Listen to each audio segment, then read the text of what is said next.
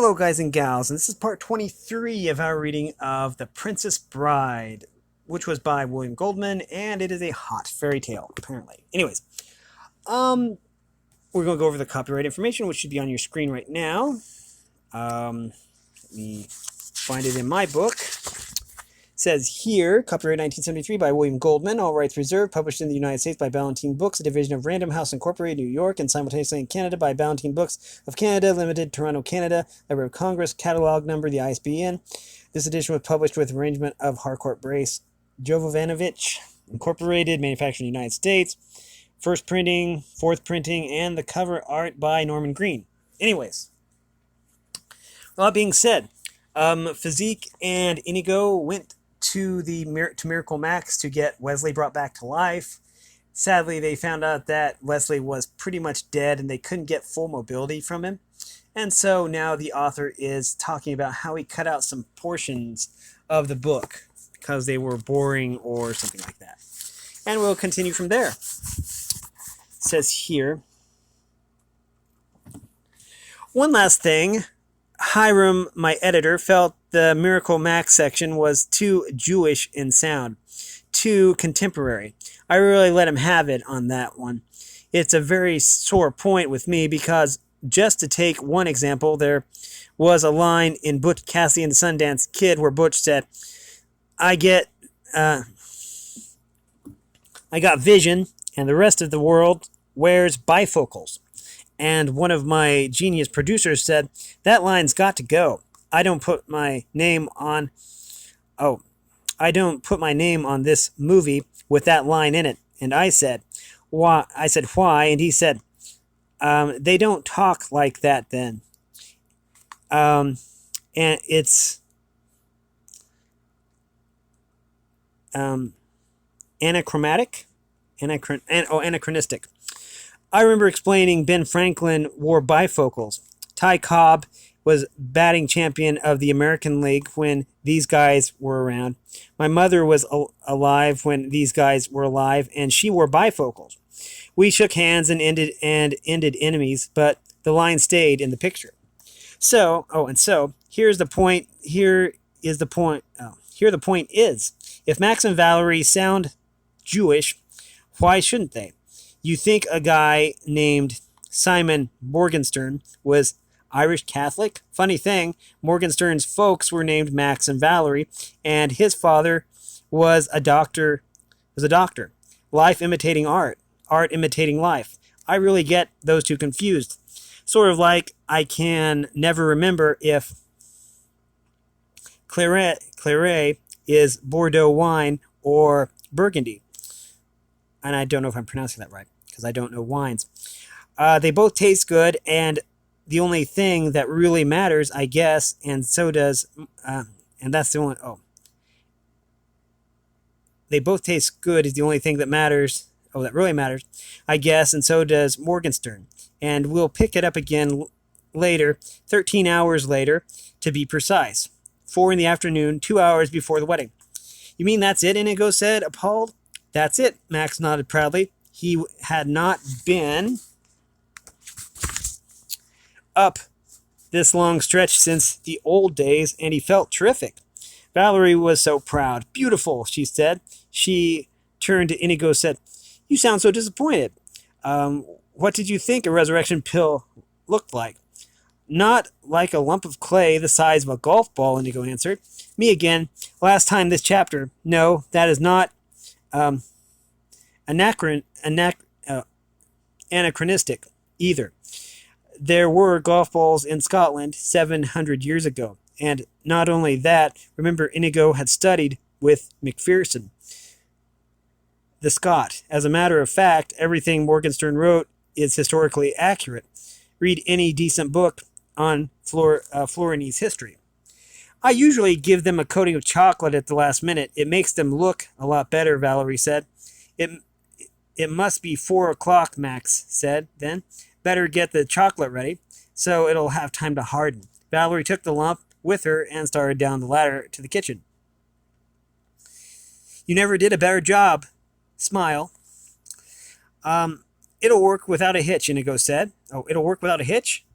Inigo said. Max nodded very firmly, but he did not smile. There was something in the back of his mind bothering him. He had forgotten things, not important things, and he didn't forget this either. He just didn't remember it in time. At 4:45, Prince Humperdinck summoned Yellen to his chamber. Yellen came immediately, though he dreaded what he knew was about to happen. As a matter of fact, Yellen already had his resignation written and in an envelope in his pocket. Your Highness, Yellen began. Report, Prince Humperdinck said. He was dressed brilliantly in white, his wedding costume. He still looked like a mighty barrel, but brighter. All of your wishes have been carried out, Highness. Personally, I have attended to each detail. He was very tired. Yellen and his nerves long past frayed. Specify, said the prince. He was 75 minutes away from his first female murder, and he wondered if he could get his fingers to her throat before even the start of a scream. He had been practicing on giant sausages all the afternoon, and had the movements down pretty pat, but then giant sausages weren't necks, and all the wishing in the world wouldn't make them so. All passages to the castle itself have been resealed this very morning, save the main gate. That is now the only way in and the only way out. I have changed the lock on the main gate. There is only one key to the new lock, and I keep it wherever I am. When I am outside with the 100 troops, the key is in the outside lock, and no one can leave the castle from the inside. When I am with you, and as I am now, the key is in the inside lock, and no one may enter from the outside. Follow, said the prince, and he moved to the large window of his chamber. He pointed outside below the window. Window was a lovely planted garden. Beyond that, the prince's private stables. Beyond that, naturally, the outside castle wall. That is how they will come, he said. Over the wall, through my stables, past my garden, to my window, throttle my queen and back the way they came before we knew it. They, Yellen said, though he knew the answer, the Guelderians, of course. But the wall where you suggest is the highest wall surrounding all of Florin Castle. It is 50 feet high at that point, so that would seem to be the least likely point of attack. He was trying desperately to keep himself under control. All the more reason why we should choose this spot. Besides, the world knows that the Guelderians are unsurpassed as climbers. Yellen had never heard that. He had always thought the Swiss were the ones who were unsurpassed as climbers. Highness, he said in one last attempt, I have not yet from a single spy heard a single word about a single plot against the princess. I have it on unimpeachable authority that there will be an attempt made to strangle the princess this very night. In that case, Yellen said, as he dropped to one knee and held out the envelope, I must resign.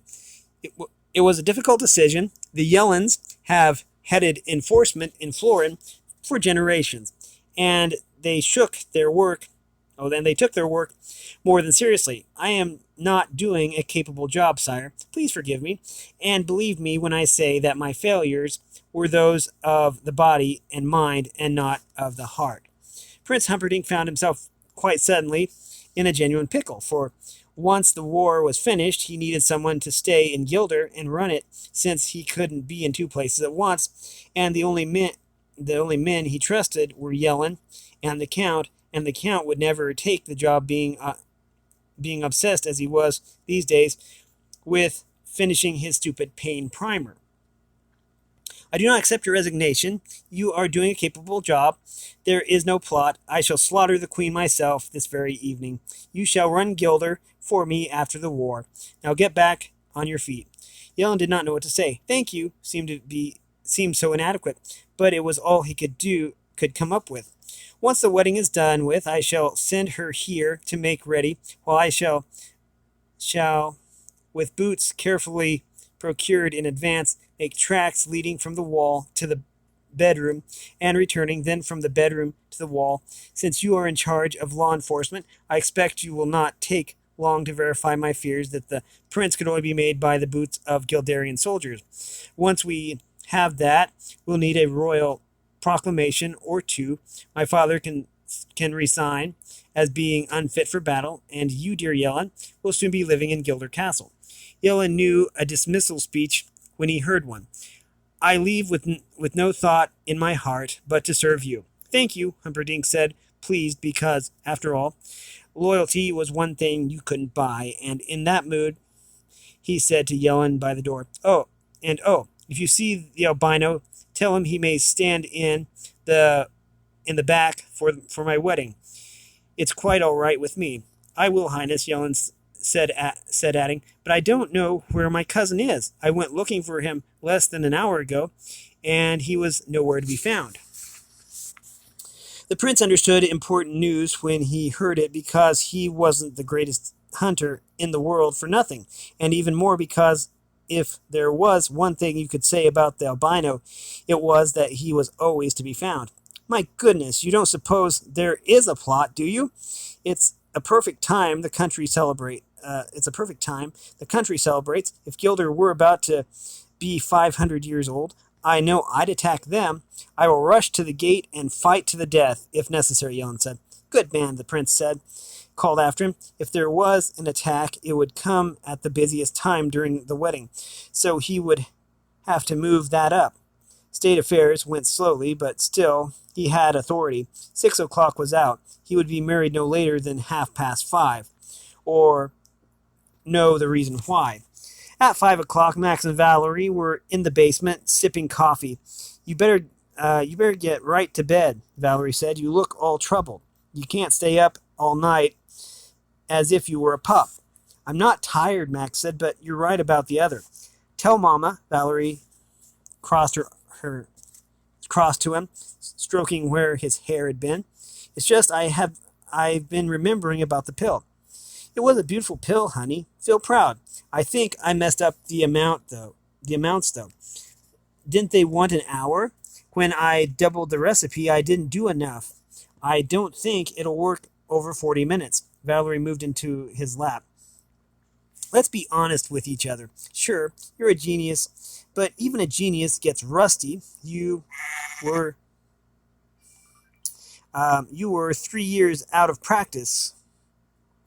40 minutes will be plenty. I suppose you're right. Anyways, what can we do about it? Down is down. The pressure you've been under, if it works at all, it'll be a miracle. Max had to agree with her. A phantasmagoria, he nodded. The man in black was nearly stiff when Physique reached the wall. It was almost 5 o'clock, and Physique had been carrying the corpse the whole way from Miracle Max's back street to back street, alleyway to alleyway, and it was one of the hardest things he had ever done. Not taxing, he wasn't even winded, but if the pill was just what it looked like, a chocolate lump, then Physique was going to have a lifetime of bad dreams, of bodies growing stiff between his fingers. When he at last was at the wall shadow, he said to Inigo, What now? We've got to see if it's still safe. There might be a trap waiting.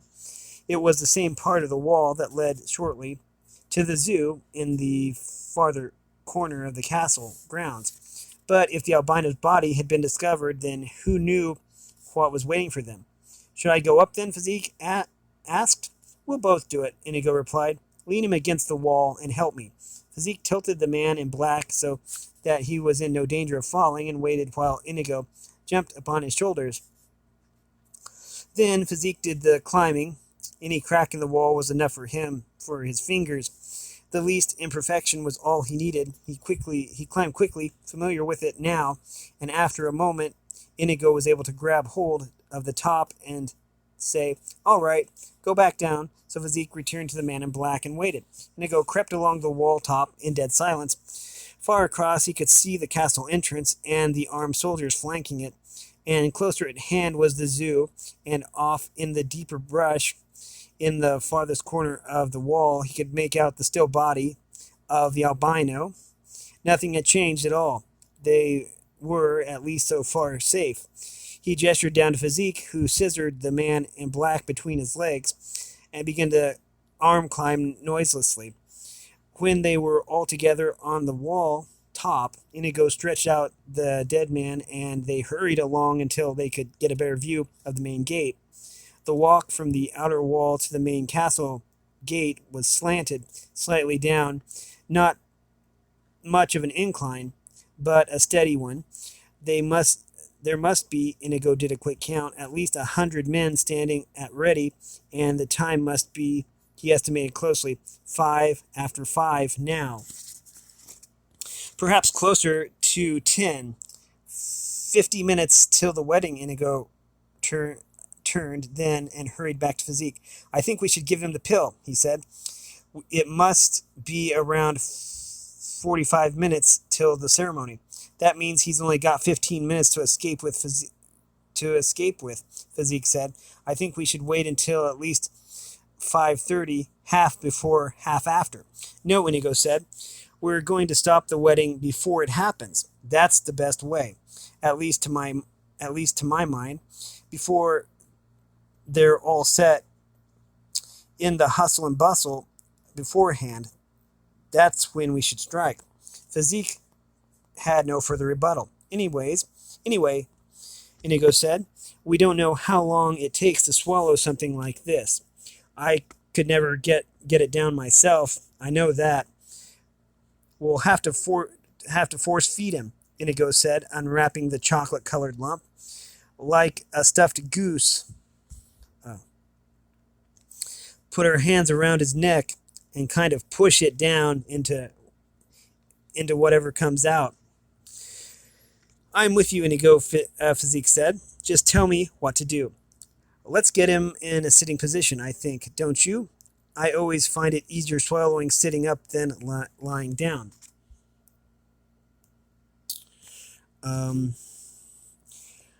We'll have to really work at it, Physique said. He's completely stiff by now. I don't think he'll bend easily at all.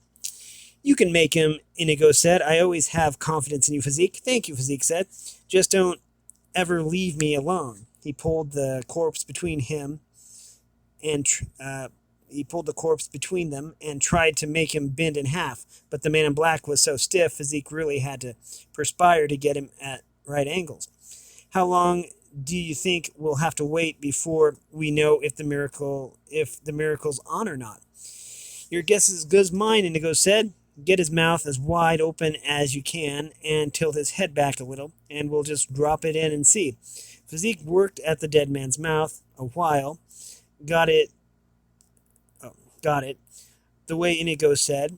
Tilted the neck perfectly the first time, and Inigo knelt directly above the cavity, dropping the pill down. And as it hit the throat, he heard...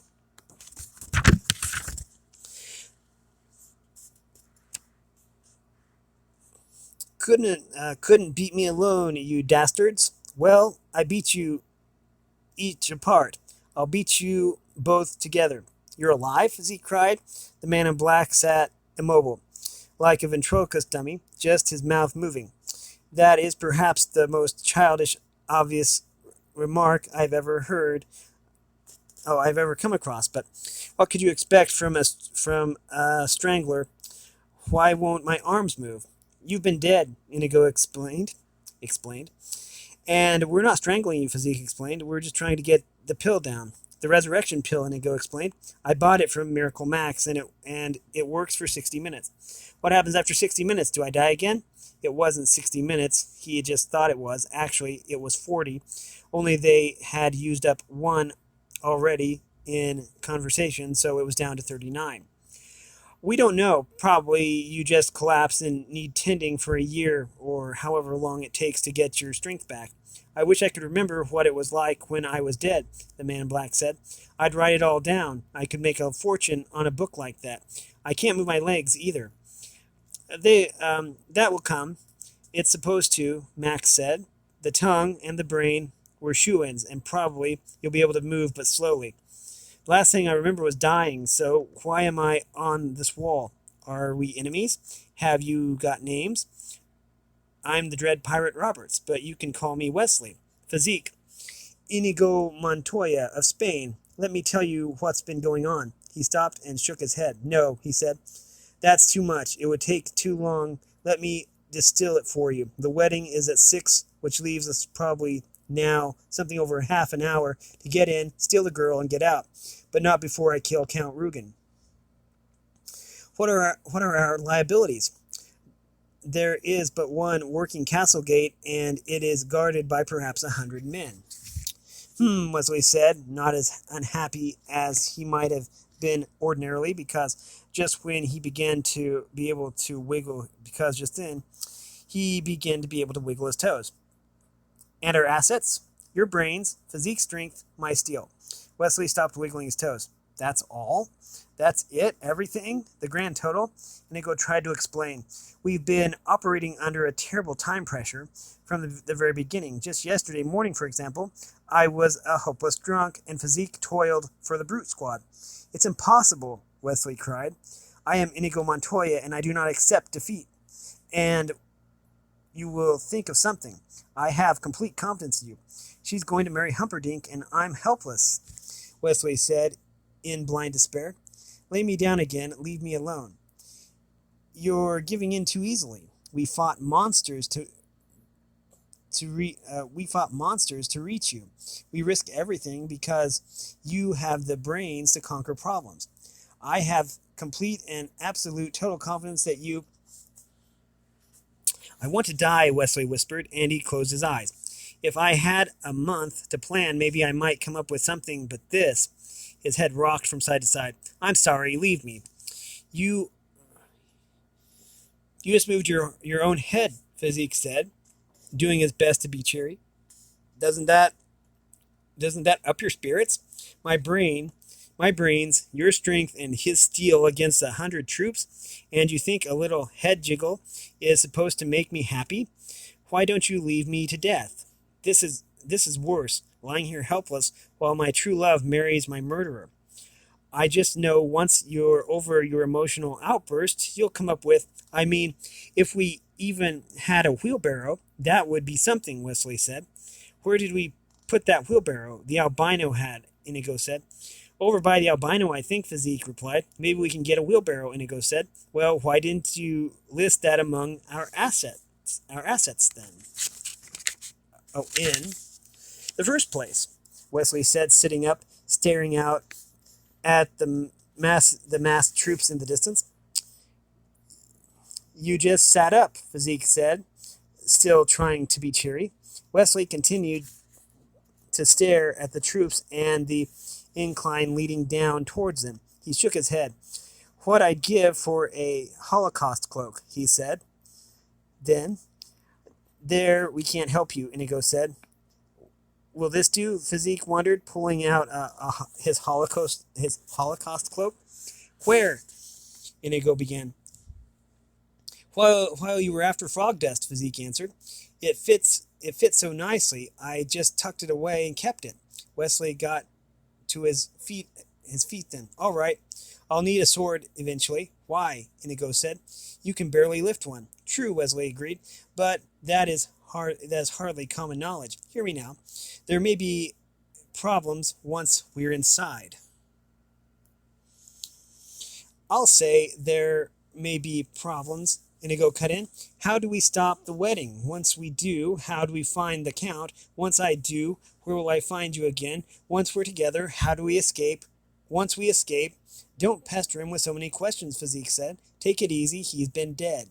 Right, sorry, Inigo said. The man in black was moving very slow now along the top of the wall. By himself, Physique and Inigo followed him through the darkness in the direction of the wheelbarrow.